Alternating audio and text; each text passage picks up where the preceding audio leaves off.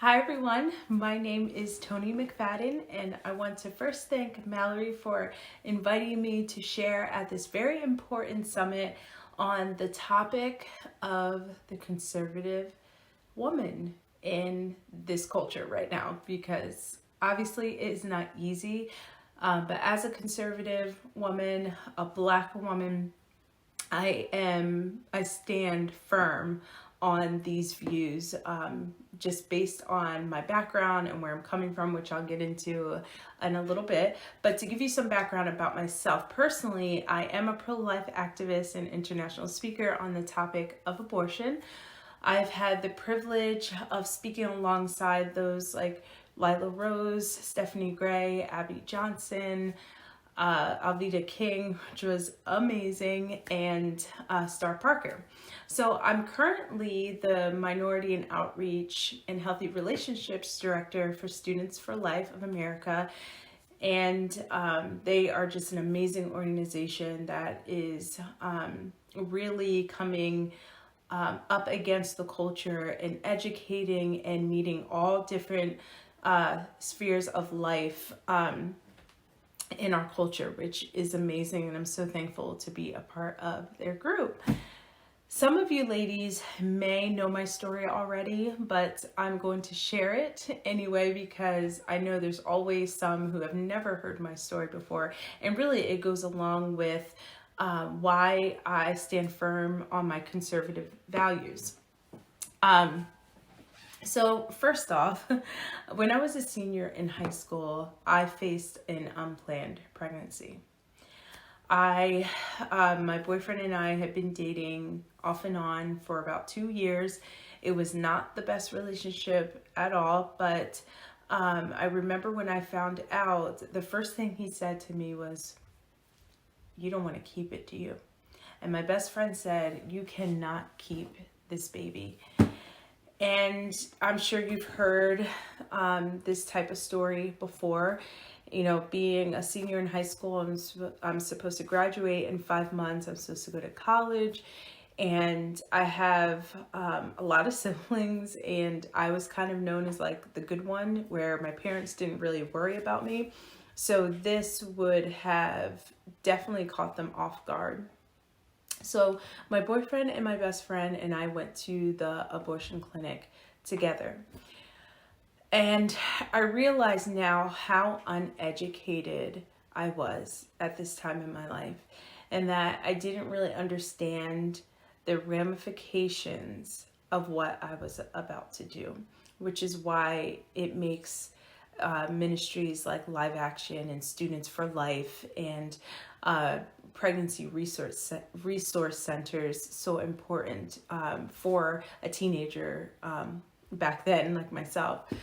But all I wanted to do was hide the secret that I was pregnant, with this false hope, in a sense, that after doing this, after ending the life of my child, that my life would suddenly, go back to normal. I don't know about you, but as a teenager, I automatically thought I could trust whatever a doctor or a nurse told me. Call me crazy, but that's what I thought.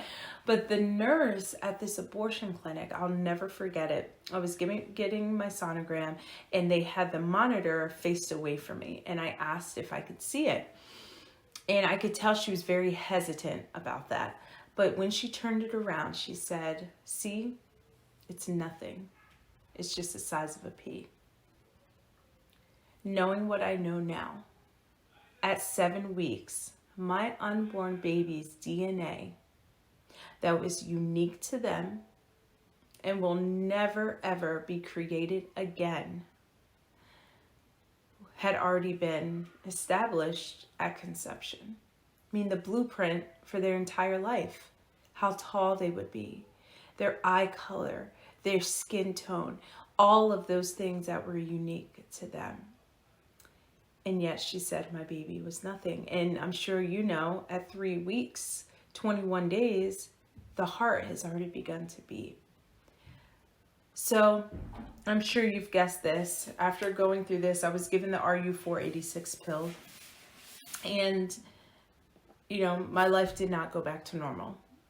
For example, well, first off, my boyfriend broke up with me the day after he went to the abortion clinic with me. And although I was instructed to take the second set of pills, these abortion pills, at my home, they never actually worked. And I ended up severely hemorrhaging 2 months later while I was in school. I didn't tell the nurse about it. I didn't tell my mom about it when she came and picked me up. I just remember being in extreme pain for hours and hemorrhaging.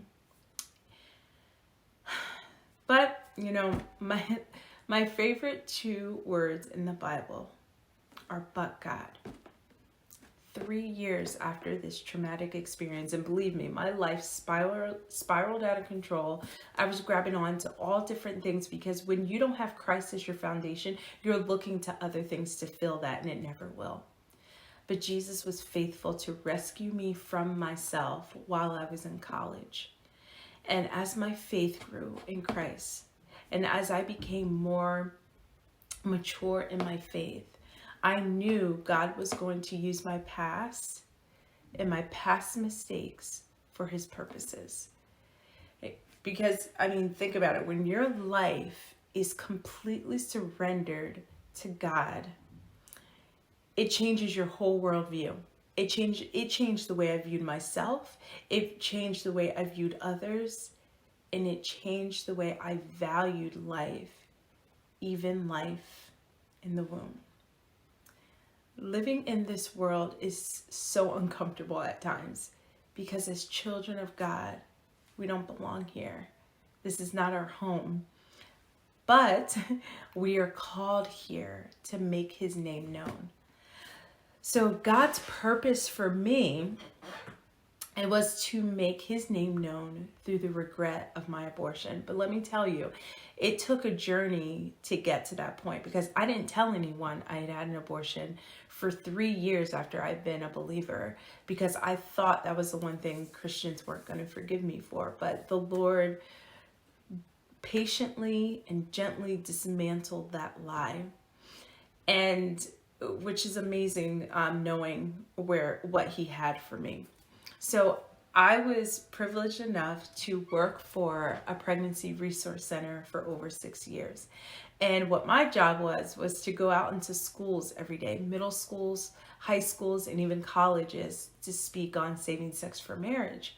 And I became the director of this program and spoke in a lot of schools and a lot of students, and they were hungry for this message. Despite what the culture is feeding them and Planned Parenthood is feeding them, they're actually wanting these conservative values of honoring their future spouse and seeing the difference between men and women because they are. But one of the cool things God did in this process is, remember the boyfriend I told you about? Well, I had no idea he had been looking for me for about 2 years. And it had been almost 10 years. We had never run into each other, never saw each other, but he came back for the very purpose to apologize to me. And little did we both know that we both had become Christians. So he said to me that he walked out of that relationship because it was easier for him to walk out of that relationship than to face the fact we ended the life of our child. And that was the first time I realized that men are affected by abortion too. And if you're trying to guess where the story is going, you're right, because less than a year later, he put this ring on my finger and I became his wife. We have now been married for almost 12 years. God has blessed us with 5 children. Obviously, 1 is in heaven, but 4 amazing children here. And this is what God can do with our mistakes, because I don't know where everyone's coming from. Maybe you grew up in a more liberal family and you're breaking away from that. God will use all of that. It is my biblical values, though, that have shaped me and shape my views towards conservatism. I cannot, nor will I ever, vote for a party or an administration that is willing to slaughter those who cannot defend themselves. And as a Black woman, I will not allow society or culture to box me in and say, because you look like this is how you need to vote. This is how you need to think. No, I'm sorry. I can think for myself. And I'm proud to be pro-life. I'm proud to be pro-nuclear family. I'm proud to be pro-woman and pro-father. And again, like I said, I will not allow someone to look at me at face value and think they know me solely based on my skin tone, or tell me how I should think or vote based on that as well. Every voice matters when it comes to being conservative or in the pro-life movement. There's a place for all of us, and you are probably able to reach people that I wouldn't necessarily be able to reach, and vice versa. We all have a sphere of influence, and it's really powerful when we are comfortable and confident in who Christ has made us to be. That is where the power comes from, not by looking at others or trying to be others. Do not let fear paralyze you, and do not let it squelch your voice. God has set you and I apart for a reason. You will get pushback. You will get mean comments and DMs.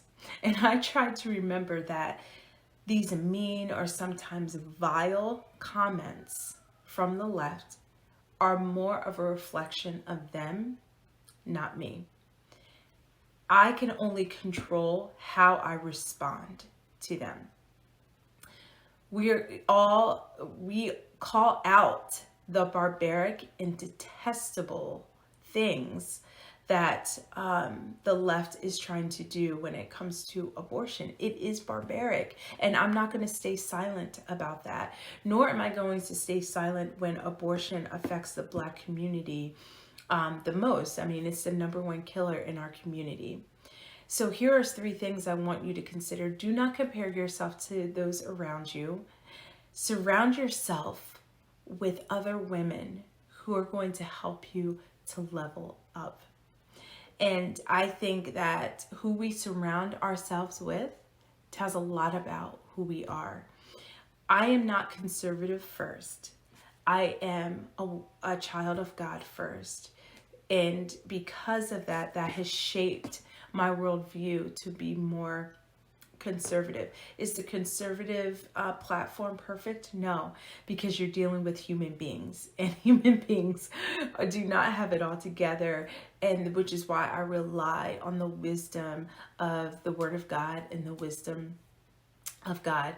In the book of Matthew, I believe it's chapter 7, it talks about there being 2 roads, and the one road is narrow, and it says only few find it, but the wide road leads to death.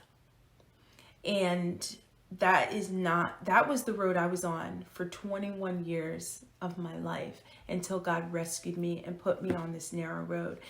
And this narrow road is harder to be on, but it leads to life. It leads to salvation.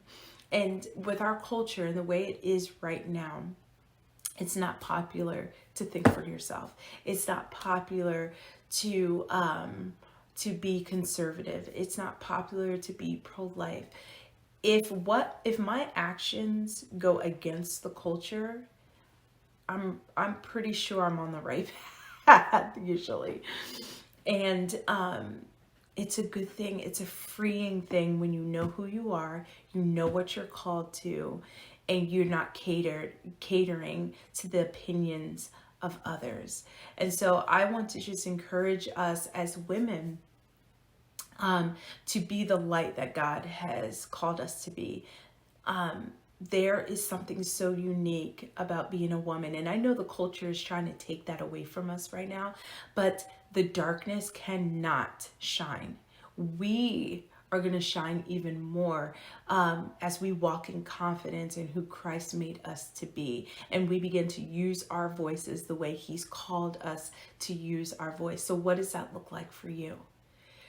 How does God want to use your voice to combat this culture with truth and help other women to rise up and not be afraid and not be paralyzed by the opinions of others? We all have to rally together to do that, and what's the word I'm looking for? More than encourage, but kind of like Paul was saying, to run this race. It's not quick. It's a marathon, and we're learning in the process as well. So I'm just thankful for platforms like this that are speaking into the life of women who need this right now. The darkness will never win. It will not. And I just want to challenge you to step in to what God has called you to do, to be that voice on the conservative platform, whether that's running for something, whatever you're supposed to do. What I'm saying is do it. Don't delay about it. And again, don't compare yourself to those around you, because you're unique. When we are not being who God called us to be, the world is missing out. So I just want to encourage you. I am thankful to be able to be a tiny voice in this. And just again, thank you so much for having me. If anyone would want to reach out to me, I'm on Facebook and I am on Instagram as Toni McFadden 12, Toni with an I. So you can always reach out to me if you have any questions, but I am here as an encouragement to all of you. And so thank you again for having me.